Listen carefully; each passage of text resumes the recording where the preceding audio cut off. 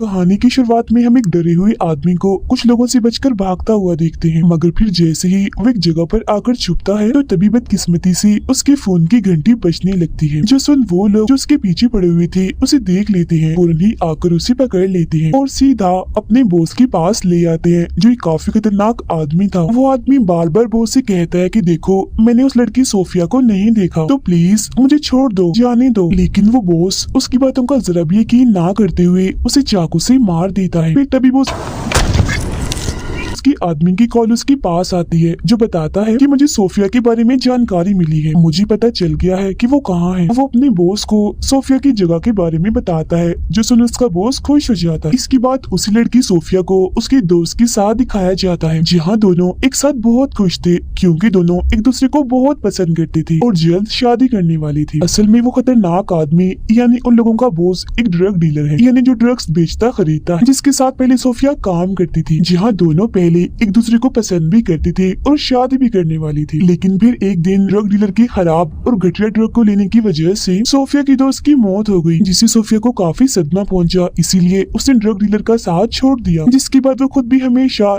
इस पछतावे में रहने लगी कि आखिर कैसे मैं इतने बुरे इंसान को पसंद करती थी और उसके साथ अपनी पूरी जिंदगी गुजारने का फैसला कर लिया था। तभी हम देखते हैं कि जब सोफिया और उसका दोस्त ब्रेंडन घर में थे, तो घर के बाहर वो ड्रग डीलर के साथी को देखती है, जो गाड़ी में था और उसी पर नजर रखे हुए था। लेकिन जब सोफिया उसे देखती है तो वो वहाँ से चला जाता है, तो वो भी इस चीज को नजरअंदाज कर देती है। फिर रात को जब वो काम खत्म करके ब्रेंडन के आने का इंतजार कर रही थी, तो तभी उसके पास ड्रग डीलर का साथी आकर उसे कुछ ड्रग देता है, लेकिन वो उसे लेने से मना कर देती है कि अब मैं ड्रग नहीं लेती। साथ ही उसे ये धमकी भी देती है कि बेहतर होगा तुम यहाँ से चले जाओ, क्योंकि अगर ब्रेंडन आ गया तो वो तुम्हें जिंदा नहीं छोड़ेगा। उसका ये कहना ही था कि तभी यहाँ ब्रेंडन आ जाता है और जैसे ही उस आदमी को देखता है तो उसे जोरदार मुक्का मारता है। ऐसा करने के बाद वो सोफी को लेकर अपनी बाइक के पास आता है ताकि वो यहाँ से निकल सके। ड्रग डीलर का आदमी उसके पास आकर बताता है कि सोफी के साथ एक लड़का था ब्रेंडन, उसने मुझे मारा है, और वो दोनों ऐसा करके भाग गए। जो सुन ड्रग डीलर कहता है कि हर तरफ हमारे आदमियों को लगा दो, क्योंकि ये जो कोई भी है ब्रेंडन बचना नहीं चाहिए। ब्रेंडन जब अपनी बाइक के पास आता है तो वो चल ही नहीं रहा था, क्योंकि बाइक के फ्यूल पाइप को किसी ने काट दिया था। इसीलिए वो पैदल ही सोफिया को लेकर उन लोगों से बचने के लिए भागने लगता है। मगर जब वो भाग रहे थे तो तभी उनके सामने ड्रग डीलर और उसके साथी आ जाते हैं। इसीलिए ब्रेंडन सोफिया को वहीं रुकने का बोलकर उनसे लड़ने के लिए चला जाता है। यहाँ सबसे पहले ब्रेंडन से लड़ने एक अच्छा खासा आदमी आता है, जिसे जैसे तैसे वो मारने में कामयाब हो जाता है। तभी इसी बीच दूर खड़ी सोफिया के पास ड्रग डीलर का साथी आता है और उसके सर पर गन रख देता है, ताकि वो इसके बारे में आवाज करके ब्रेंडन को ना बता दे। जिसके बाद ड्रग डीलर खुद ब्रेंडन से लड़ने आता है, मगर वो उसे हाथों से नहीं लड़ता, सीधा उसे गोली से ही मार देता है,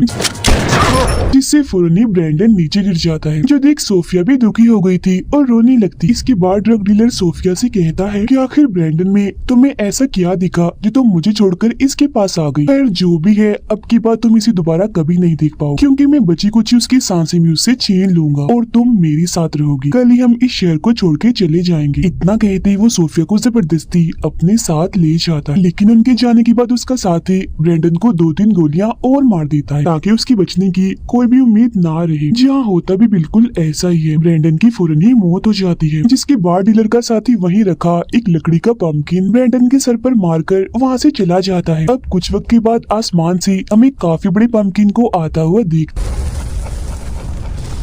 और बाद हेल यानी जहन्नुम से शैतान भी उसकी लाश के पास आता है और ब्रेंडन की आत्मा से कहता है कि मैं जानता हूँ तुम्हारी आत्मा को शांति नहीं मिल रही, तुम ड्रग डीलर से बदला लेकर सोफिया को बचाना चाहती हो, है ना? और मुझे भी ऐसी आत्माएं बहुत पसंद है जो बदला लेती हैं, चुपचाप नहीं बैठती। इसीलिए ऐसा करने में मैं तुम्हारी मदद करना चाहता हूँ, जिसके लिए तुम और मैं एक डील, एक सौदा करेंगे। मैं तुम्हें इतनी ताकत दूंगा कि ड्रग डीलर से तुम अपना बदला भी लोगे और सोफिया की जान भी बचा लो, जिसके बदले में तुम्हें मुझे अपनी आत्मा देनी हो, जिसे मैं जन्नत से निकालकर हेल यानी जहन्नुम में ले जाऊंगा, क्योंकि यही मेरा काम है, आत्माओं को हेल में ले जाना। मगर अपना बदला लेने के लिए तुम्हारे पास सिर्फ 24 घंटों का टाइम होगा। अगर इन 24 घंटों में तुमने अपना बदला ले लिया तो ठीक है, अगर नहीं लिया तो तुम्हारी आत्मा खुद ब खुद गायब होकर हेल में चली जाए। तो फैसला अब तुम्हारे हाथ में है, क्या तुम्हें सौदा मंजूर है? जिस पर ब्रेंडन कहता है कि हाँ, सोफिया को बचाने के लिए और अपना बदला लेने के लिए मैं कुछ भी कर सकता हूँ, मुझे ये सौदा मंजूर। अब उसके हाँ बोलते ही ही शैतान उसे ताकतवर बनाने लगता है, जिसके लिए सबसे पहले वो ब्रैंडन को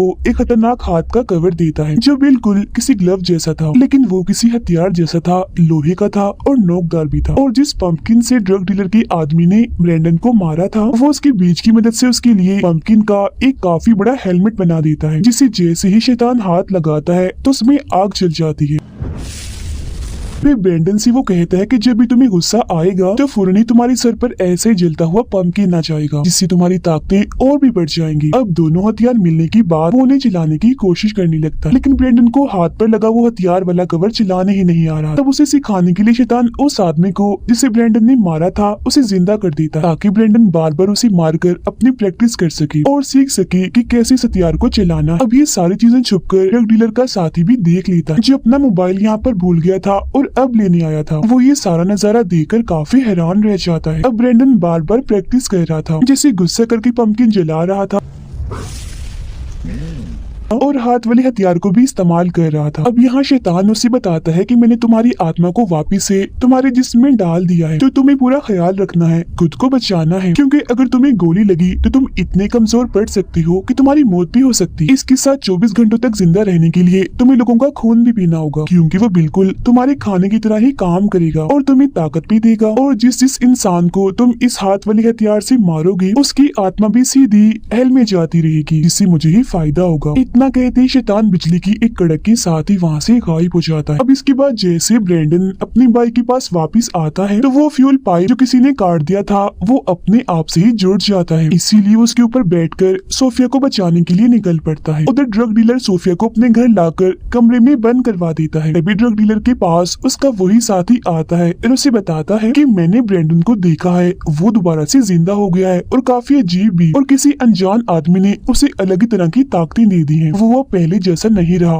काफी ताकतवर बन चुका है और तुमसे बदला लेने के लिए, सोफिया को बचाने के लिए वो यहीं पर आ रहा है। अब उसकी बातों पर ड्रग डीलर को जरा भी यकीन नहीं होता। उसे ये लगता है कि ड्रग के नशे में ये ऐसे ही कुछ भी उल्टा सीधा बोलते जा रहा है, इसीलिए वो उसे अनसुना करके अपने काम इन ड्रग की फैक्ट्री को देखने के लिए चला जाता है। उधर ब्रैंडन कुछ बुरे लोगों के पास आकर ड्रग डीलर का पता पूछता है, जिस पर एक आदमी जवाब देता है कि हाँ वैसे तो वो डीलर हमारा दोस्त है, लेकिन हम तुम्हें उसका पता नहीं बताएंगे। इतना कहते वो उस पर हंसता भी है और लड़ने के लिए अपनी गन भी निकाल लेता। अब ये देखकर ब्रैंडन को गुस्सा आ जाता है, इसीलिए फौरन ही उसके सर पर जलता हुआ पंपकिन आ जाता है, जिससे जाहिर है उसे बहुत सारी ताकत भी मिलती है, जिनका इस्तेमाल करके वो अपने हाथ वाले हथियार से उस आदमी को झटके देकर मार देता है। मरते ही वो आदमी राख बनकर उठ जाता है। इसके बाद ब्रैंडन दूसरे लड़के को पकड़ लेता है। वो तो पहले ही ये देखकर काफी डरा हुआ था कि ब्रैंडन ने उसके साथी के साथ क्या किया, तो अपनी जान बचाने के लिए वो उसे बता ही देता कि अक्सर वो डीलर अपनी फैक्ट्री में रहता है, अभी भी वो तुम्हें वहीं मिल सकता है। लेकिन अब जैसे ब्रैंडन यहाँ से जाने लगता है तो वो आदमी चाकू निकालकर उसे मारने की कोशिश करता है, जो देखते ही ब्रैंडन उसे पकड़ लेता है और उसकी गले पर काटकर उसका सारा खून पी जाता है, और ऐसा करने से उसकी ताकतें और बढ़ जाती है। उधर फैक्ट्री में ड्रग डीलर एक फीमेल ऑफिसर से मिलता है, जिसे वो अपने और सोफिया के लिए नकली आईडी और पासपोर्ट बनाने का कहता है, ताकि वो यहाँ से भाग जाए, जिसके लिए वो ऑफिसर मान भी जाती है। इसी बीच ब्रैंडन भी यहाँ आ जाता है, जिसे देखते ही यहाँ काम करने वाले लोग उससे लड़ने लगते हैं। एक वर्कर आकर उसे मारने लगता है, जो देख उसे गुस्सा आ जाता है, जिससे उसके सर पर जलता हुआ पंपकिन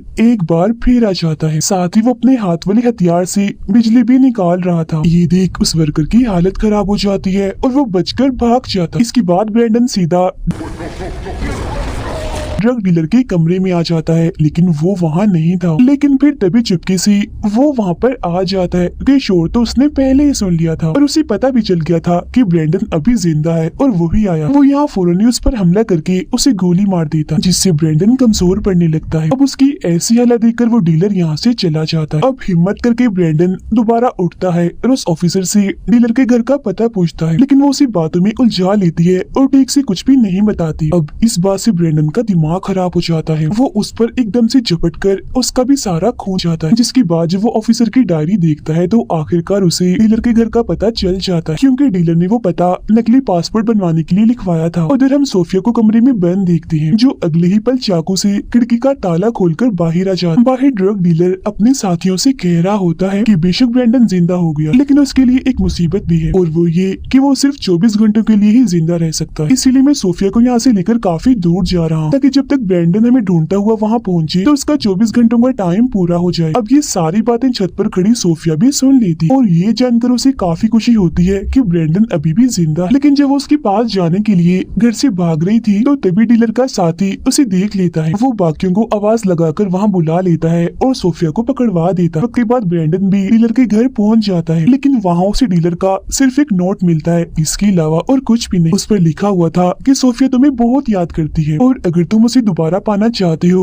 तो दिए हुए इस पते पर पहुँच जाओ। ये देख वो फौरन उस जगह पर जाने के लिए निकल जाता है, लेकिन वहाँ पहुँचते ही शैतान उसके पास आता है और कहता है कि मैं यहाँ तुम्हें ये याद दिलवाने आया हूँ कि अब तुम्हारे पास बस कुछ ही वक्त का टाइम बचा, जिसके बाद तुम्हारी आत्मा हेल में चली जाएगी, इसीलिए तुम्हें जल्दी अपना काम करना होगा, मतलब डीलर से बदला लेकर सोफिया को बचाना होगा। ये सुनकर फौरन ब्रैंडन डीलर के पास आ जाता है, जो जगह दरअसल एक चर्च का गेट थी, जहाँ पर डीलर ने सोफिया को भी बंदूक की नोक पर रखा हुआ था बंदी बनाकर। डीलर यहाँ ब्रैंडन से कहते हैं कि शाबाश, तुम बिल्कुल ठीक वक्त पर आई हो, क्योंकि सोफिया को एक बार फिर ये मौका मिल रहा है कि वो तुम्हें अपनी आंखों से मरता हुआ देखेगी। ये सुनकर ब्रैंडन को काफी गुस्सा आ जाता है, मगर फिर वो जैसे उसे मारने के लिए आगे बढ़ता है तो उसके पैर जलने लगते हैं, क्योंकि जमीन पर होली वाटर गिरा हुआ था। और जैसा कि हमें पता है कि डील के मुताबिक ब्रैंडन की आत्मा हेल में जाएगी, इसीलिए ये पानी उसके लिए किसी जहर से कम नहीं था, क्योंकि उसकी आत्मा बुरी हो चुकी थी और ये जाहिर है होली वाटर है। और एक वजह ये भी थी कि शैतान की मदद लेने के बाद उसकी आत्मा भी शैतान की ही हो गई, जिससे जाहिर है वो ना इस पानी पर से गुजर सकता है और ना ही चर्च के अंदर जा सकता था। तब ये देखकर डीलर ब्रैंडन का मजाक बनाने लगता है, जिस वजह से वो बौखला गया था।